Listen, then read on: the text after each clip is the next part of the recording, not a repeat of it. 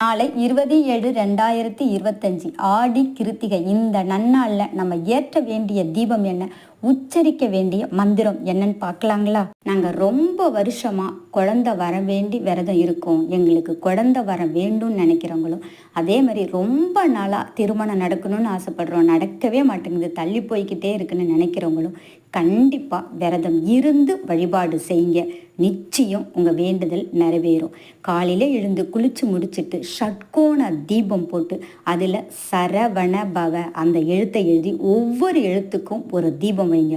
முடிஞ்சால் வெத்தலை வச்சு அது மேலே தீபத்தை ஏற்றுறது அதி விசேஷமானது, சிறப்பானதுன்னு கூட சொல்லலாங்க. நாளைக்கு தசமி திதியும் சேர்ந்து இருக்கிறதுனால நீங்கள் எந்த காரியத்துக்காக நினச்சி ஏற்றுறீங்களோ அந்த காரியத்தில் நிச்சயம் வெற்றி அடையலாம். அதேமாரி ஞாயிற்றுக்கிழமையோட இருக்கிறதுனால அம்பிகையினுடைய அருளும் நமக்கு பரிபூரணமாக கிடைக்குங்க. முடிஞ்ச அளவுக்கு பால் பாயசம் வைங்க. முருகனுக்கு செவ்வரளி பூ மாலை கட்டி போட்டு ஒவ்வொரு தீபத்திலையும் ஒரு செவ்வரளி பூ இல்லை சிவப்பு மலர்களை சாத்துங்க. எதுவுமே முடியலன்னா ஓம் சரவண பவன்னு சொல்லிக்கிட்டே இருந்தாலே போதுங்க.